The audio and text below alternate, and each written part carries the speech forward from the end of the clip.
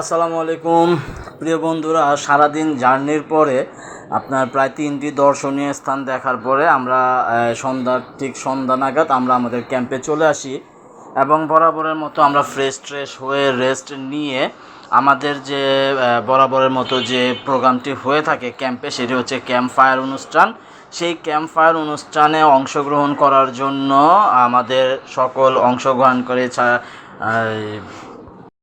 অংশগ্রহণকারী বাচ্চারা এবং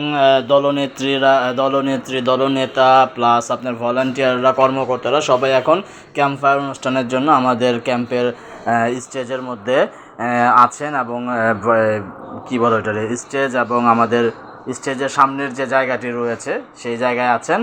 তো আমরা যখন এখানে গিয়েছিলাম তখন শীত ছিল বিধায় আমাদের ক্যাম্পের একটা সিস্টেম ছিল, সন্ধ্যার পর আমরা যখন ক্যাম্প ফায়ার অনুষ্ঠান শুরু করব তো সেটি হচ্ছে গরম স্যুপ দিয়ে আপনার শুরু করা।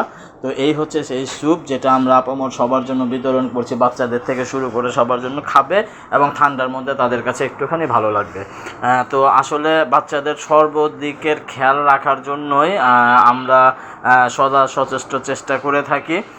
তো সবাই ক্যাম্পে এখন আমরা অনুষ্ঠান চলবে, অনুষ্ঠানের পূর্বে আমরা আমাদের স্যুপের যে পর্বটি আছে সেই পর্বটি আমরা করে নিলাম এবং এখানে যারা ছিল সবাই আমরা স্যুপ খাওয়ার জন্য রেডি এবং অনেকেই স্যুপ খাচ্ছি। তো বন্ধুরা, আসলে সারাদিন আজকে আমরা প্রথমত আপনার গেলাম হচ্ছে আপনার দুর্গাসাগর, যেটা হচ্ছে শেরনিয়াবাদের ডাক বাংলো। এরপরে আমরা গেলাম শেরে বাংলা একে ফজলুল হকের বসত ভিটা, যেটা আর কি তার ডাক বাংলো যেটা সেখানে, এবং আমরা গেলাম হচ্ছে আপনার সর্বশেষ যেখানে সেটা হচ্ছে আপনার গুটিয়া মসজিদ।